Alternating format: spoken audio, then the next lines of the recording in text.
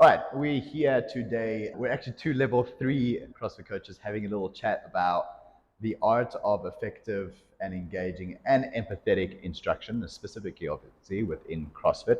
So I'm here with Coach Nat and Hello. myself, Leroy. We're based out in 10500 here in Bangkok, in the heart of Bangkok. So basically, we're just going to be discussing today a couple of things on coaching etiquette, basically. And it's something that's missed out so many times. It's the know-how. They give you the physical on paper how to do something, but it's how do you actually apply this, and especially in a multicultural situation, right? So we'll start off. I just want to know from your side, Nat, what is your thoughts on that? Without even going into the information, what is your thought behind it when you hear coaching etiquette? So etiquette, just to clarify the word, it's the practice or like the things you should be doing as you coach. Yeah, it's like how you are relaying and you're carrying yourself across to other people. Like, you're a coach, okay, so how do you carry yourself? What's your, you've got eating etiquette. So instead of just being like grabbing all the food, shoving in your face, it's like, okay, now how do I sit at the table? How am I going to hold my knife and fork? Now it's like, you've got the knowledge. How are you taking that knowledge and you're getting it across? How are you with people? How are you with your presence in the class? This is sort of the etiquette. It's like how you're carrying yourself as a coach. Yeah. I think the main thing is to be professional. Right. Yeah. But also you gotta realize that also you can't be too serious. You're gonna make it somewhat fun as well and engage the class and be able to deliver your message to a wide variety of people because everyone comes from a different background. And so the approach can be different, but to summarize it, you want to be professional, but nice. Okay, so I'm going to ask you a question then. So let's take a step back and we'll start right at the beginning, and that comes onto the sort of the growth and self-improvement side. And I want to ask you, do you think there is any CrossFit coach out there, or let's say any coach out there, that knows everything? Nope. And somebody that says that, you should be very, very careful of that coach because I find it almost impossible. Yeah. Even the coaches at the top will agree with me. Another thing about that is that the new information keeps coming. Yeah. And it's pretty much impossible to keep up with the new information. And yeah, the life of a coach is keep learning, and you got to be open to new information and realize that you don't know everything. It's very important. That's a key thing. When you realize that you don't know everything and you know that you're never going to know everything, I think you open yourself up to learning so much more. And I believe personally, I would compare CrossFit, especially coaching in CrossFit, to being a lawyer, because we know when you get to sort of the level 3 status as well, how much information you had to go through. And if I had to look at the pile of information, there's no ways that I remember everything. It's impossible. And I see it as like a lawyer now. If somebody asks me something out of the blue that I don't really know or something, I use it as a reference. It's like a reference guide. I go back to those notes and I go back to those notes and I'll find it 10 to 1. I'll probably learn a new method and see something that will remind me that I can apply again, or how I can apply that. I think as a coach, you could be 50, 60 years down, constantly growing along the way, and you probably still only know the tip of an iceberg. Very true. And especially with what we do is CrossFit. CrossFit is so like wide, Even if you go deep down to weightlifting, there's tons of information you can't keep up already. But CrossFit is weightlifting, cardio, gymnastics, everything. Diet, you got to know some of that too. So it's even bigger for us. So this is now not on this, but something else is now based around if you are sort of gaining knowledge as a CrossFit coach and you're going on, do you believe that you should only know about CrossFit? So let's talk about, we're talking about mindset, we're talking about everything, all other factors, well, lifestyle and stuff. Do you think a coach should start exploring other avenues as well, including things like, conscious coaching, things like mentorships, things like mindset, these types of things? Do you believe it's a good thing for a coach to sort of get into that? I think definitely, because I believe you can always find something that's support of what you do. So CrossFit, it's a fitness program that do weightlifting, cardio, gymnastics, constantly functional movements, but other things, like you said, can support you do better at these things, right? So for example, bodybuilding, you can take some of the principles, apply to a person so you get 100%. better at CrossFit. Things like diet, if CrossFit, they use the pyramid, right? Meat, vegetable, nuts, and seeds. Yeah. They do the zone diets, but there are other diets that maybe for certain people can work better for them. So you should Yeah. have these options Yeah, for your CrossFit's come out people. with nutrition as well now, and I think with the CrossFit Health Board that they've got like these health professionals, they've got the CrossFit Health side and stuff. It's expanding now and it's becoming a lot more inclusive. I like that. It's great though to still learn about different things. If I look at like bird box coaching, for instance, if you think about books and stuff, you shouldn't just it's not just CrossFit. I believe that the more knowledge that you can get and something that you can utilize, obviously, can help people because everybody's unique. And it will also obviously add to your skills as a coach and then increase that effective coaching or that etiquette as a person and a coach as well.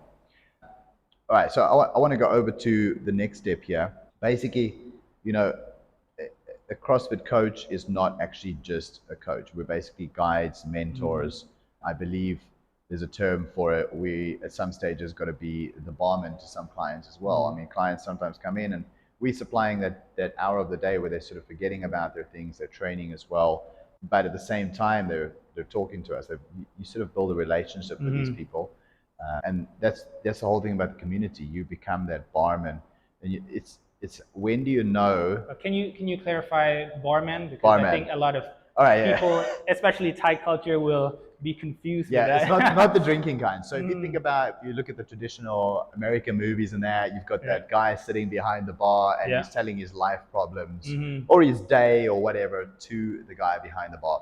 We are the guy behind the bar. We're the barman. And the client is that person sitting on the other side and they're telling us about the day. And now we have to be the empathetic coach as well. We need to be the coach absorbing information, listening, relating, creating a relationship. But at the same time, we still need to give them effective coaching. We still need to give them a good workout. So in the end, we're more than just the coach. We're everything to that person. Like saying you're not just serving the drinks to the customer, but you have to be their friend also. Exactly, 100%. And it's about being that empathetic coach and having, being effective at what you're doing in the coaching.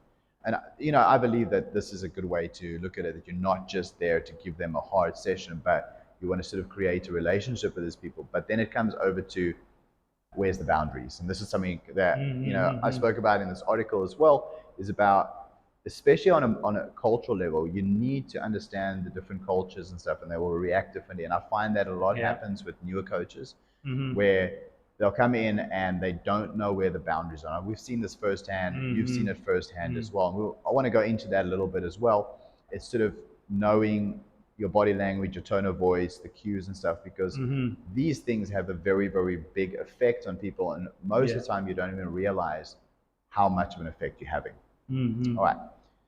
So that's basically the foundation of it. So I'm going to go through the 3 tips here, and we can sort of have a chat about it. You can throw your part in as well. 3 biggest tips that I think for refining coaching etiquette, I'll just say them off the bat. I've got them in front of me here as well. As the cultivating emotional intelligence is number 1. We can have a chat about that. Encourage a growth mindset by emphasizing the importance of progress over perfection. We will never attain perfection. Never. But it's the beautiful journey of getting there or trying to get there is where we learn. Big time. And then be mindful of non-verbal communications. These are the 3 big things. Very good. So let's go into the first one. So the first one, basically when I say cultivating emotional intelligence, this is being aware and managing your emotions. And then at the same time, understanding and emphasizing with emotions of others. Yes. So this is about when you come in as a coach, your emotions affect those in the class. And people think maybe they don't know, but I can sense as a coach, if I've got a class of 10 people, a class of 20 people, I can see who's coming in a bad mood, who's had a hard day, who is just, somebody has had a fight with their husband or their wife or their boyfriend or whatever coming into the class, who's had a really good day. You can see it, you can sense it. And people pick up on these things. And it's the same as us coaches as well. What is your take on that? How do you see it? Do you feel it has a big impact as a coach as well? Definitely. Even you feel it, like you said, you just feel it. You don't even have to talk to them or make them say anything, right? Once they walk in the room, there's some sort of the energy you can feel. I don't know how to explain, but We have like a sixth sense of it. yeah. Same thing with the coach, yourself. If you walk in the classroom, you're having a bad day, they're gonna feel it. Yeah. The mood of the class is gonna go down. Same thing is if you had a fight with somebody, you're gonna have that anger mindset, anger energy, and that spreads to the class. So you have to be very careful with that, and being able to control it is very important. So how do you deal with that? If you've had a bad day and you've got to come in and coach, how do you deal with that? What is your tips on that? Ooh, doesn't really happen for me. I'm in general a happy guy, but Okay, I want to say something on that. yeah. Usually it's when we become more emotionally intelligent as we age. If you think back to when you started coaching, you were more susceptible to your emotions versus now. Definitely. Very true. Yes. Yeah. 100%. So think back to then and then now. What do you change? Is it mindset that you've changed? Is it, well, I'm going to bring it the best of myself every day to make sure that every hour is their best hour? How do you do it? What is your go-to? I think the biggest thing is definitely your own mindset. Being able to separate the outside of the class to the presence, right? So when you're in the presence, keep in mind that you're there to, you have a mission. Yeah. You have to deliver a good class. So you have to be in the presence and control of your other emotions, and leave that away to when you go back home or whatever, deal with it later. But when you're in the moment, just stay in the moment and do your best at that time.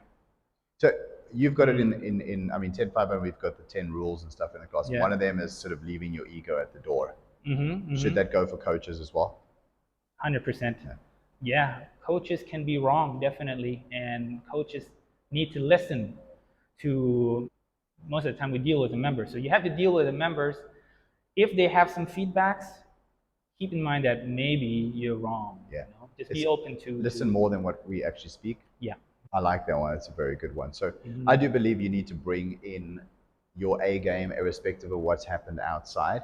And personally, I believe that comes through to passion as well. Because if you're really passionate about what you're doing, I mean, it's not a job. We coach because we enjoy it, not because we want to be millionaires. We really genuinely want to help people. True. At the same time, obviously, you want to make a living. But that comes through. And if you're having a bad day, but you're really, really passionate about what you're doing, you're not going to have this resentment on what you are delivering. So I think trying to bring your A game irrespective is going to sort of level you up as a coach in more ways than you think, because you'll affect the people. They'll see when you're distracted. They'll definitely see when you're having a bad day. It shows on the face. That's where it comes to body language and that a little bit later on as well. But managing your emotions, I mean, we all have bad days. It happens. I mean, even if you're a happy-go-lucky guy, we're all human. We've all got something that maybe irritated us, something that's in the background. The finances for the gym, or 10 members that signed up on one day, or how you're going to handle certain things. You know, it happens. But true. I think if you can handle your emotions or control your emotions correctly and sort of keep them out of the class, bringing the A game every single time for these people, this alone will make you a more powerful coach. Definitely. So pretty much just focus on delivering a good class. Every time. Every single time, making sure that, and that comes down to, we just spoke about it earlier as well, that energy that you're bringing into the class for the entertainment side plus the teaching side. What was the 3 E's that you said? Education? Educate, entertain, encourage. I like it. Educate, entertain, encourage. There we go. You got the passion with that, and you bring those 3 into the class, irrespective of your day, you're a more powerful coach. Definitely.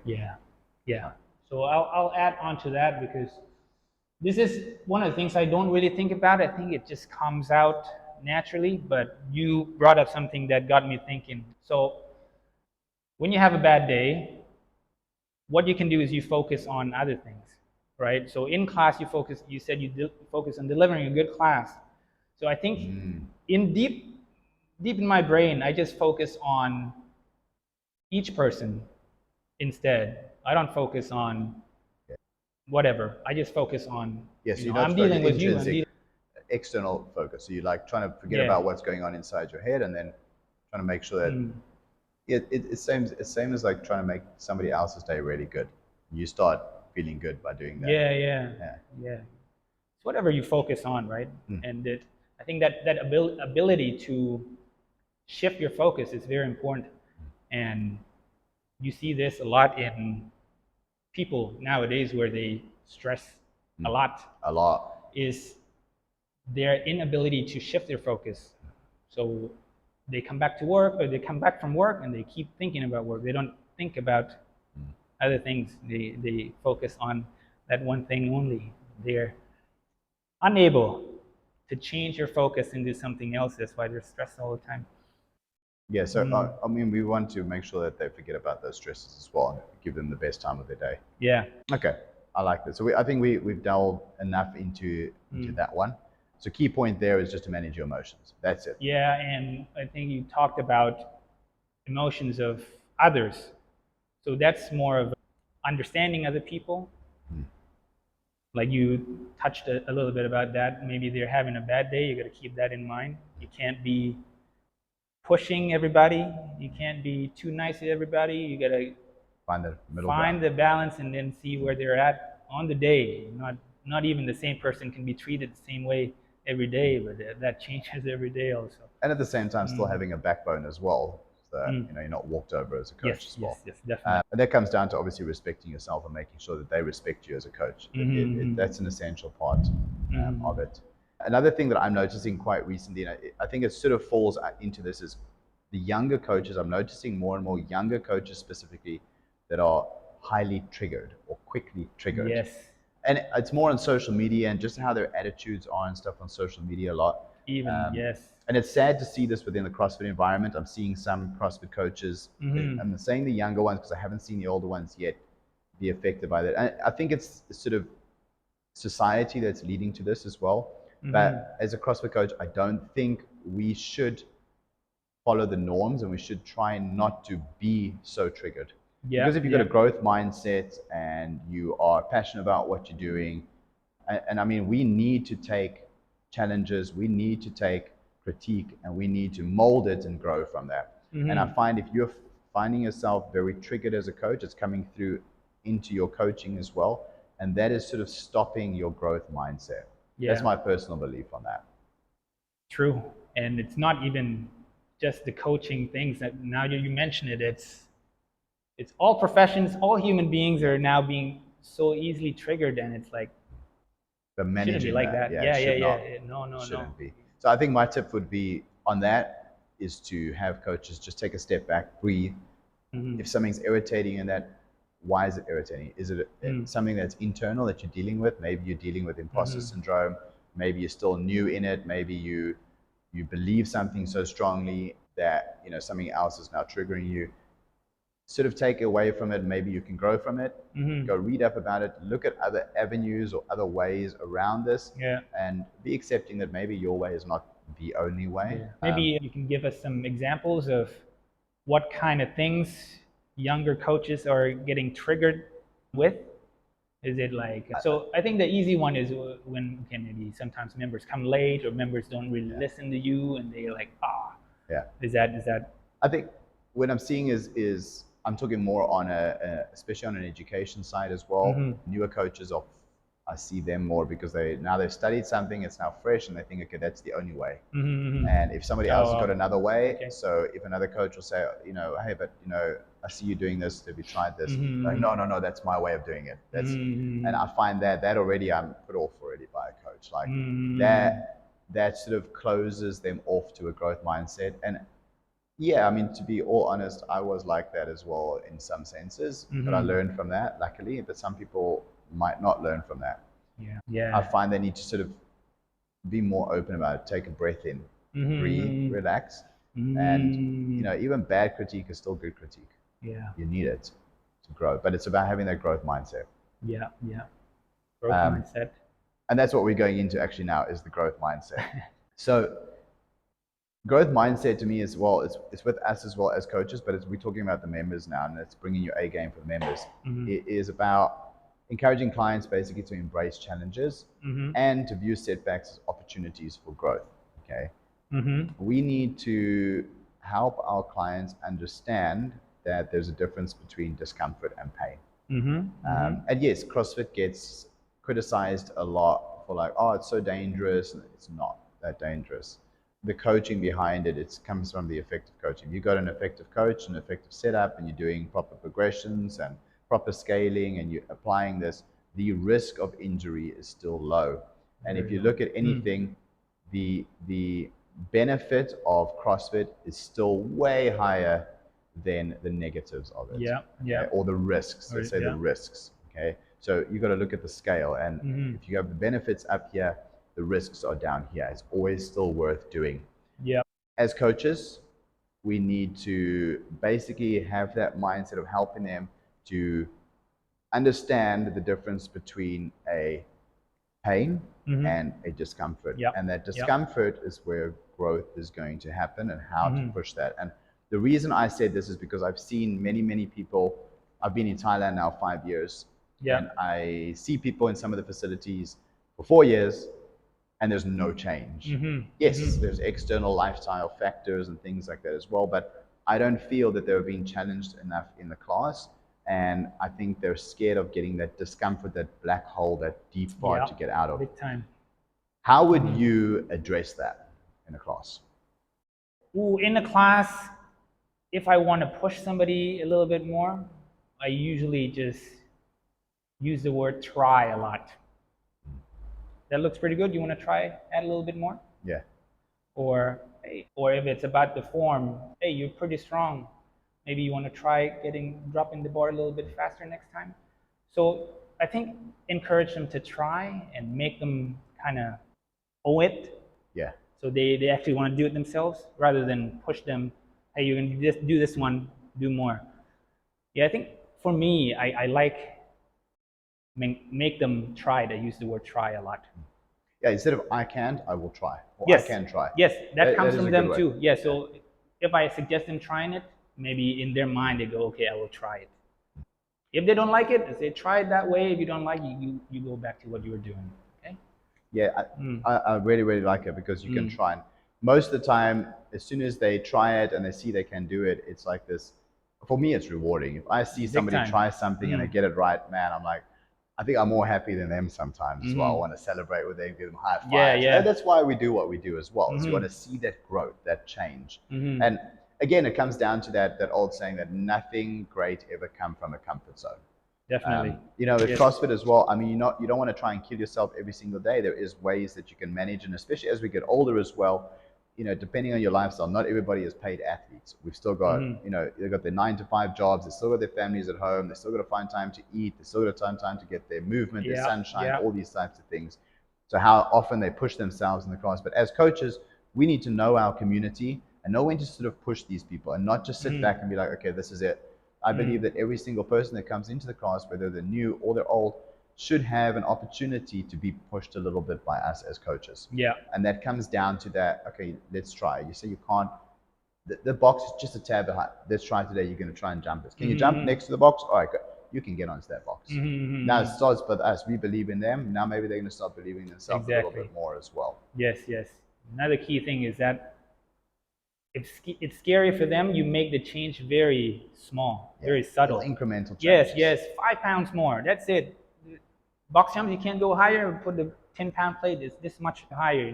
Just small increments make it seem very possible for them, and then they're gonna go for it. Yeah. As coaches, we need to do that. That's the second thing as well. I think that's the art of effective coaching, is making sure that we can encourage them to grow every single time when they come in. Know when to push, know when to back off. Yes. And this is something we need to learn continuously, because we've always got new people that are challenging us as well when they come into the class. Big time. Okay. The last one on the 3 points is basically being mindful of non-verbal communication. So I'll give you a very good example right now. This is my non-verbal communication. Do I look very happy in this conversation right now? No, I'm not happy. Now, if I'm going to sit in the class like this, barely a smile on my face, and I'm going to have this monotone voice going forward. Is it an effective coaching style? It's not. I'm not really going to grab the class's attention. So being aware of nonverbal, that comes as well. If you've had a bad day, it can show on your face. If you've had just a fight, and that's why, keeping the cell phone off the floor as a coach is a big thing as well, because you can see a message come through. That's why I don't know where the Apple Watches, or if you do, just keep the messaging off. You get a message, and all of a sudden your whole everything will change. And you might not realize, yeah, you're distracted. Now all of a sudden, oh, somebody's had a fight or something's wrong, or oh, the dog's been throwing up, or and now you're distracted, and the class senses that, and it can change the whole atmosphere of the class. But you're still trying to deliver the best hour of the day to every single class, and your cues as a sort of a your body language cues has a very, very big part to play. So it's being conscious of these things. Things like your tone of voice was a very, very big one, and I like to project my voice a lot. You know, if I see something in the back of the room, I'm going to call out, not at that person, I'm going to call out, oh, remember your knees out, but loud enough that everybody else can hear it as well. So it's about changing your voice, your tone during that class. Each person will have each person's got their own personalities and that, but you need to try and bring these things into the class. Definitely. Facial expressions is a big one. Body language, if I got my hands in my pockets or my arms crossed, I don't look very open. You know, during the Metcon, I mean, great. As often I'm just going to stand on my arms. When I'm talking, I'm expressive still. It's just because, hey, I don't know what to do with my arms sometimes. I personally think, like I said in the article, be professional but with a fun side. Yeah. You have to do that. What is your take on that as well? Do you think that is part of, you know, effective coaching? Like, is it something that we should be mindful of more often as well? Big time. A lot of the percentage of the communication is actually from nonverbal. I don't remember the percentage, but you can read it from many sources, right? This much percentage from what you're saying, this much percentage from how you say it, your tone, and then this much percentage from your body language. So definitely very, very important. Like you touch on cell phone, that's a big no-no. I mean, even you're not reading messages or texting, even you picking up the phone, paying attention to the screen rather than the class, it's already sending a message to the class and you don't care about them as much. Yeah, you don't think about it. You think they don't see, they notice. They notice. They notice. I definitely do. And yeah, they notice. Tone of voice, big time, loud and clear. I think everyone needs to be able to hear you. If they don't hear you, what you're telling them to do, they don't know already. And clearly. Be clear, be precise about what you want to say. Yes. And still do it in a professional but fun way. Exactly. Yeah, you're not yelling at them, but you need to be clear and loud enough so people hear you, right? 100%. Energy is important. If you're slouching and talking quietly, they're not going to work hard. Alright, that's the body language of a lazy person. They're going to be lazy automatically. So be open, be proud, be energetic to your class, and you're going to be exactly the same. Be a proud coach, be a confident coach. Yes, exactly. And be passionate. So again, if you're passionate about what you're doing, it's going to come through as a confident sort of demeanor as well. Everything will come back to that, actually. Yeah. And you know, it doesn't matter on what level you're coaching, but be proud of where you're at the coach as the coaching level. And I think everybody has a amount of value that they can bring, irrespective of how many years they've been coaching. Yeah. So be proud of what you got and continue growing in that. So let that show in the class. Be confident. Open up. You know, don't sit there in the corner and it happens. I mean, we get it. I've had it as well. Members challenge us. I've had it where members, man, I want to blow my head off. Like it's just like it's so intense sometimes. They will challenge, they'll say stuff because they also have a bad day. Now they want to take it out on somebody, and we shouldn't be offended by it. And all of a sudden we sit there in a corner or get irritated or upset. Take it, deal with it, out, and you carry on. Pretend it didn't even happen. And a lot of times I do that with a client, and they'll be like, "Oh, it didn't really affect them," and then they'll like subconsciously they sort of change. So then again, it comes down to your body language. Always be aware of your body language. Yes. It can come through. It will.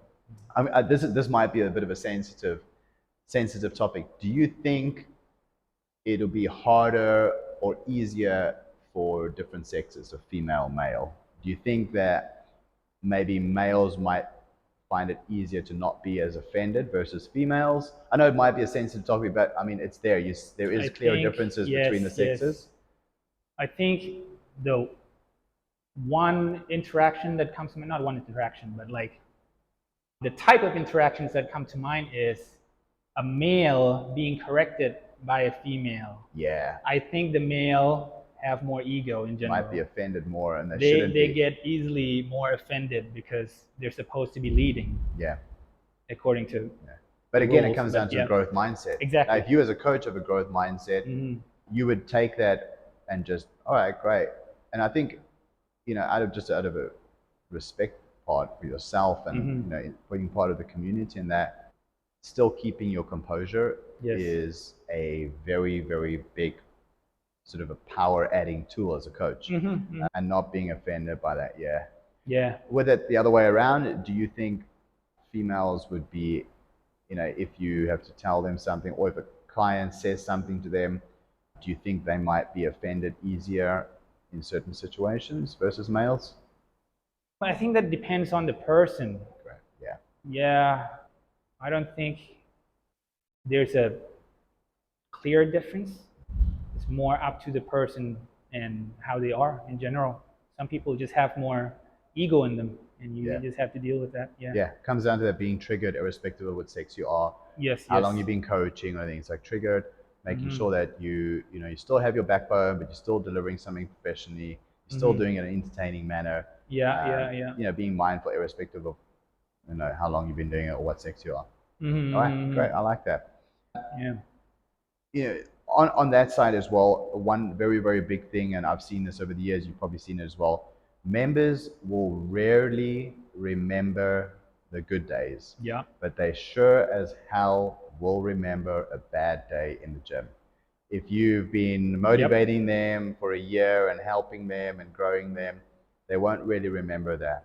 But do one bad thing or one wrong thing or one thing that really upsets them, I guarantee you they will remember that. Yes. And that's why as well, keeping yourself in professional state, controlling your emotions, sort of being mindful about everything that you're doing when you step on the floor with your coaching is sort of adding to your repertoire as a powerful coach. Yeah. And adding to that art of effective coaching. I'll add to that, right? Real life example, we have had members that are, been coming many years. And it takes just one class, one bad class, wrong coach, say the wrong thing, and they're gone forever. It doesn't even have to be a big deal, right? It's just a small comment, and they're gone. Right? So just be mindful, control your emotions. Very, very key. Like you said, they'll remember the bad stuff, or they will just leave you. Yeah, they will not come back. True. That's it. You want to be mindful of that as well. I mean, it's still a business as well, and you want to make sure that these guys are still sticking around. It pays your salary if that's your full-time thing. Also pays your salary as a coach. So doesn't matter how long they've been with you. Doesn't matter. Yes. Because it's an uncomfortable situation, and people don't want to come back to an uncomfortable situation. Yeah, it's a fight, right? It's a breakup kind of thing. Bad fight, done. Yeah, over.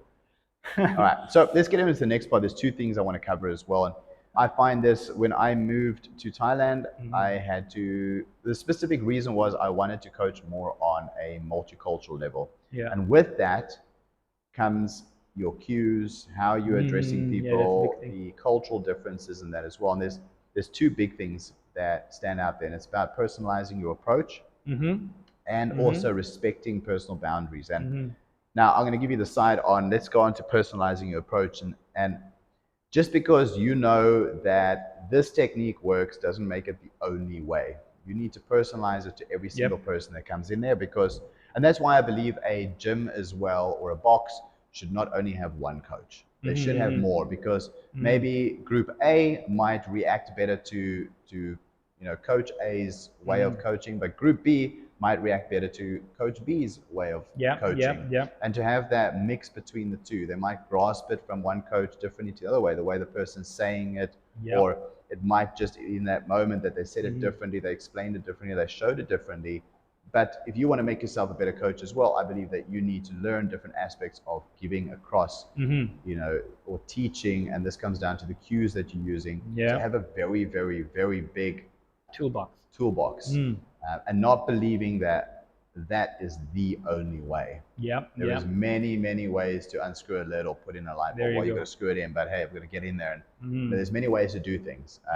What's the saying? There's many ways to skin a cat. I think so. It's a horrible saying.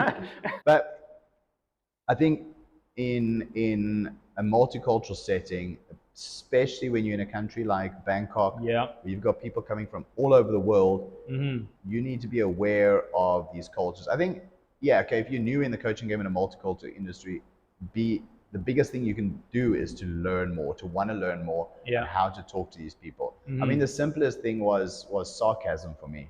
Like, you got to be so careful of sarcasm because European sarcasm will go right over the Yeah. general Thai culture head, straightforward. Like, they don't understand. They But don't get it yet. once they start learning you and you start like sort of understanding more on the cultural side and that, then you can throw in more sarcasm, but in that professional, playful way as well. And that's what I did over the years. Now, at least, you know, the room's not going to be dead quiet when I throw in some sarcasm or a little Yeah. joke or something. But to understand on these levels, on a multicultural level. Definitely. Definitely. I mean, we get a lot of drop-ins here in 10.5. Yes. So you got to be aware of that. Anything you want to add to that? Yeah, I think you covered the main thing, right? The cultures are different. And I will add to the Thai culture. So the big thing about the Thai culture is the head Yeah. and the feet. Yes, you don't want to be touching anybody's head. But you know me, it's a different story, yeah. Yes, yes, So you of know course. me, yeah. Once you build the rapport enough, Yeah, it's different. then the floor is open, Yeah. right? But Out of respect, if I don't know you, I don't touch your head. no, It's like, even the thought of me touching your head scares the shit out Yeah. of me. I will never do that. but if you know me, it's a different story. It's a different story. Yeah, I still don't like- want to do it.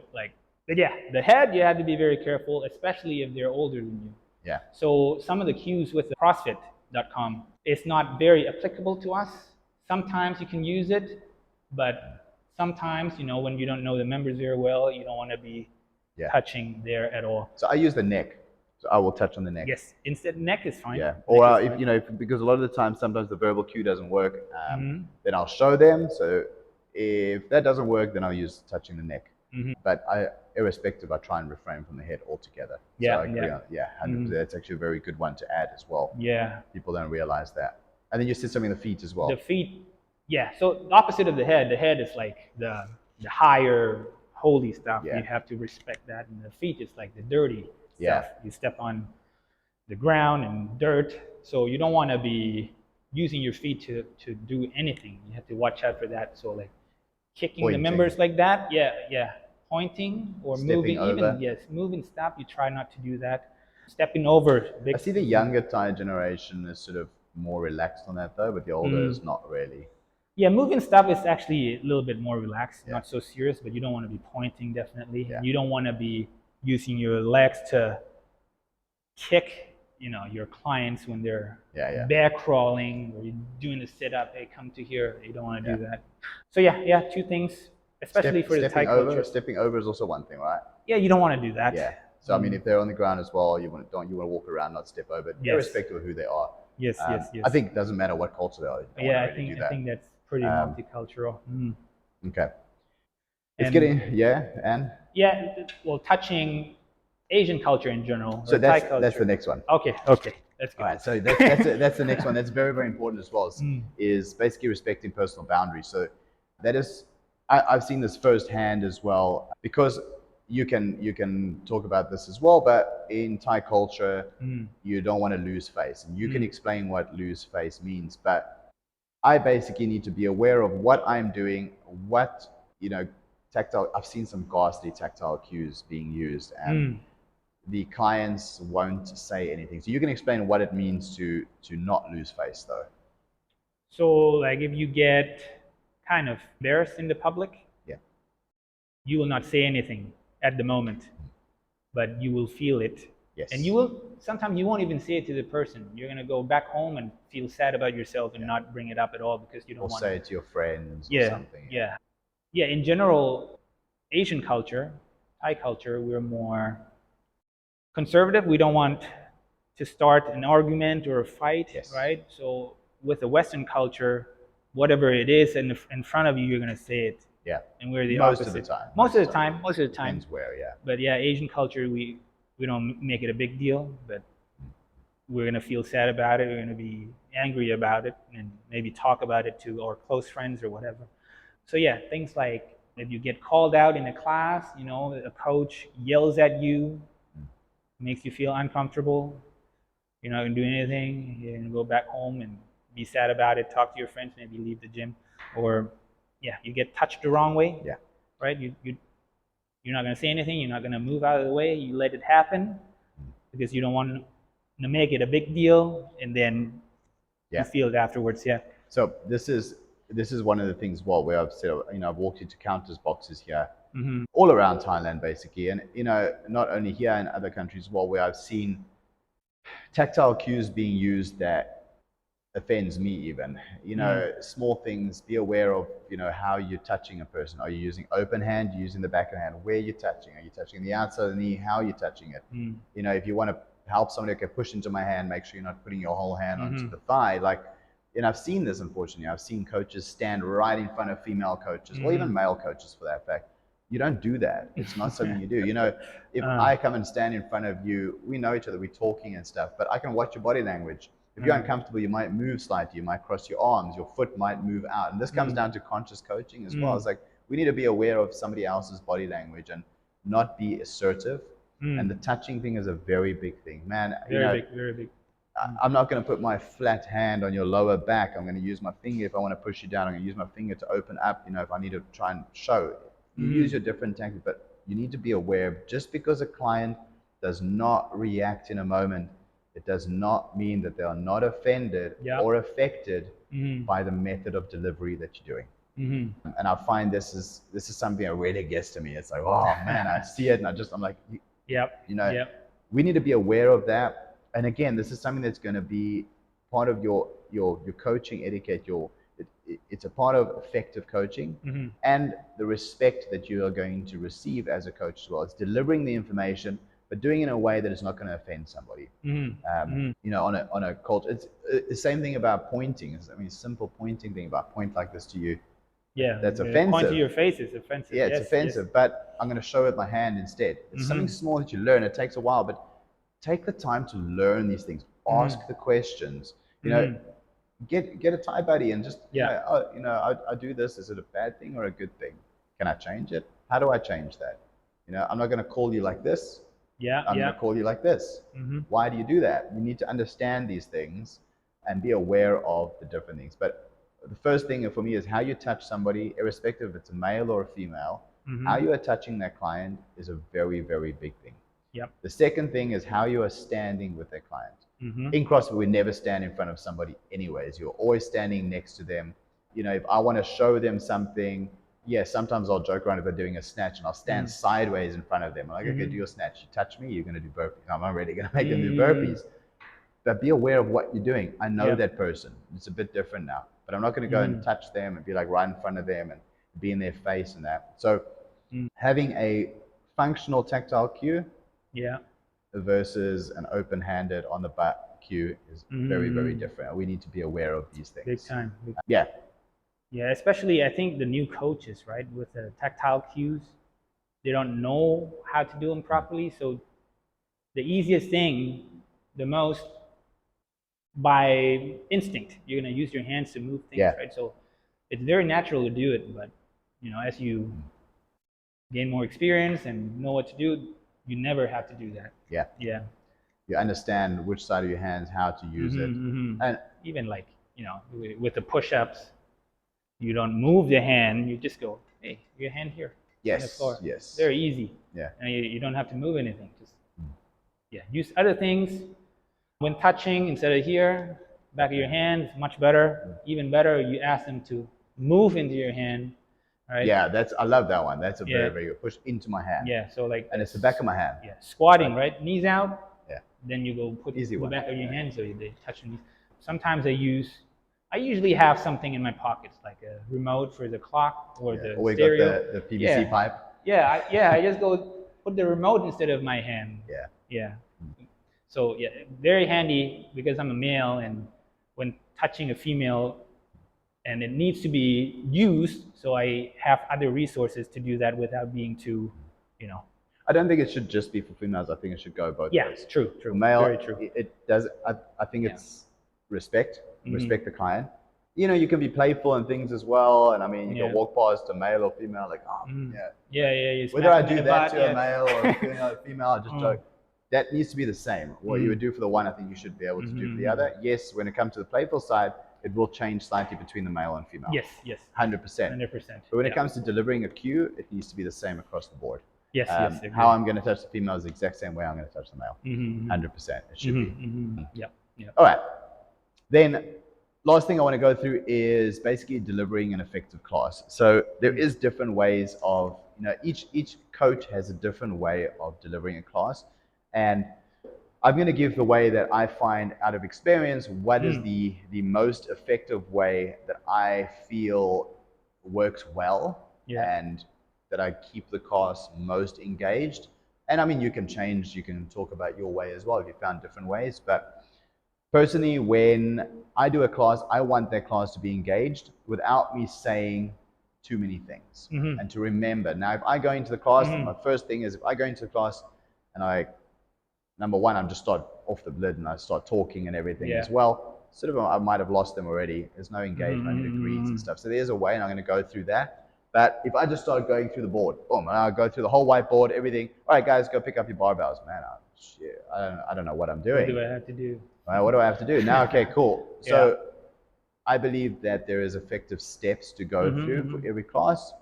And my personal experience, I think that the whiteboard is a very, very powerful tool. And communicating the whiteboard and the word is a skill. And to use proper language and to break it down properly is something that makes you a more powerful coach and will add to the art of effective coaching. Now, first thing I always do every single time is I welcome my class. Yeah. And I will always, doesn't matter any injuries or any pain, each person, hey, how you feel today? Got any pain? Oh, you did the WOD yesterday? Hamstrings a bit sore? Yeah, these types of things. So, Yeah. even if it's during the warm-up, you start doing those questions. Small But talks. in the beginning of class, try and get every person, hey man, how you doing today? Hey, what's up? How Yeah, you doing? This is already like now kind of sort of clicking into that engagement on the class. Yep. Then I'll do the warm-up and that as well. And I've got a routine that I do. I've got like a movement routine. Right. And there's a very, very big reason I do that. And the guys will come into the class and already they'll start doing the movement without me having to say anything. Yeah. There's a reason for that is because they're clicking into go mode. It's like a subconscious thing about taking a pre-workout. I know if I take the pre-workout, it's now a habit, I'm going to work. So it's putting my body into that mode. They know as soon as they do that, that's that same thing. It's the repetition every time. It puts them into that mode of now they're going. They know me as a coach. That's what I'm doing with the guys. This is now locked. Got my phone on the floor. And what I want to do is I want to make sure that I go through that with them. After that, then I'm going to sort of go through a, sort of a brief breakdown. Sometimes I do that before the mobility, and then I give a brief breakdown of what's going to be happening for the day, sort of the goal, expectations of the class, these types of things. So once I've done through that, I'll go through execution of the warm-up, explaining execution of that, go through the mobility part of that as well. Yeah. Then, only then will I go and I'll explain what we're going to be doing for the skill or the strength work. Great, go get your barbells, get this and this and this out, and then I'll start with the cues and stuff that we're going through. Yeah. Once we're done with that only, do I finally explain the Metcon and we execute the Metcon.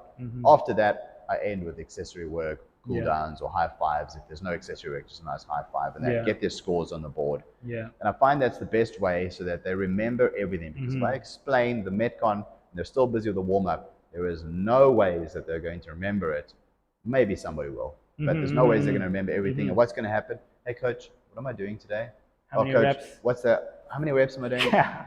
Oh, is it an AMRAP or an EMOM? Yeah. So, and because they talk during the class and stuff as well, it happens a lot.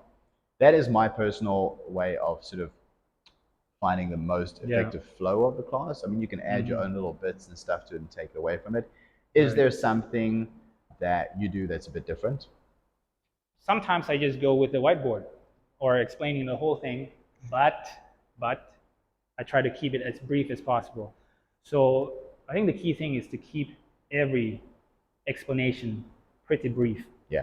So they don't lose focus or or too much information. Yes. So sometimes I will go all of them, right? Warm up usually for me, I just go with the class. So explain as we do it together. And then if it's complicated or I need to explain something, I would just add just a little bit just before we start the next part and the next part. Okay. Okay. And that, actually let me say, your way is actually a better way in general, but like there are many ways to do things, Yeah, right? 100%. There's So many ways sometimes to I skin a do it cat. this way actually, but sometimes I do it different ways. Part of the reason is that sometimes I need to entertain myself also. It's not with regarding the effectiveness of the class. So yeah, many ways to do things. So sometimes I just go explain the whole thing, but brief, and then just a little touch before each part. So if there's strength, like today there's bench press, I'm just gonna say right out of the gate, we're gonna do bench press, 5 sets, 5 reps, but the first 2 reps, we're gonna pause 3 seconds, okay? But I'm gonna show you just a little bit before we do the movement so you don't forget. Okay, then I move on, and the WOD is a little bit twist of the Annie today, 50, 100, boom, boom, boom, boom, boom, boom. And then we warm up. And then once before the bench press starts, okay guys, so come by the bench really quickly, this is what we're doing today. And I show them the exact tempo of the day. Okay, let's go, 5 sets. Something like that. Okay, but keep everything pretty brief. But yes, sometimes I just brief the whole day. And another thing to keep in mind that it comes down to people in the class too. Yeah. So I mean, it depends on your I think your yeah, skill level in the class if I as well. see, sometimes, and I don't recommend doing this. Sometimes I don't even explain anything because everyone in class they come look at the board, they know what they're doing already. Yeah, you get that. Yeah, yeah. You So get some classes the complete opposite. You're going to be like so hands-on. exactly, Try and exactly, find out what am I going to explain, where am exactly. I going to explain the most. So, but general, the rule for me, the brief for me is 3 minutes tops.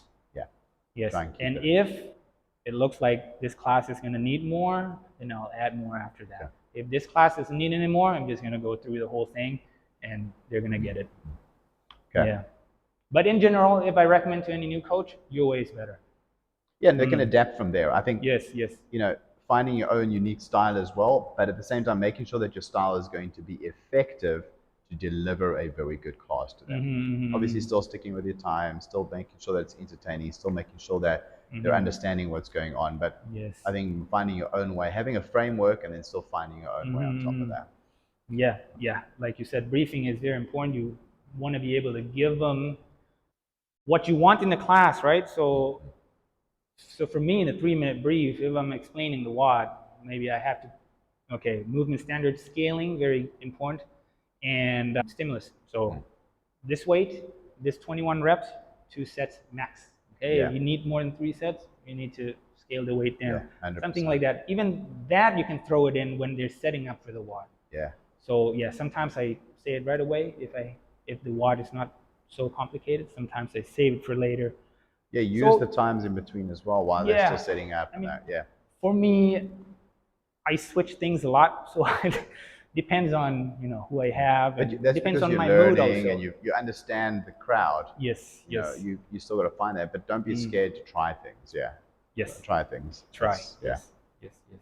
All right. So finishing off on my side, one big thing that I'm going to give a tip as well, and I think that the key to success as a coach is going to basically lie in the willingness to learn, to adapt, and to grow.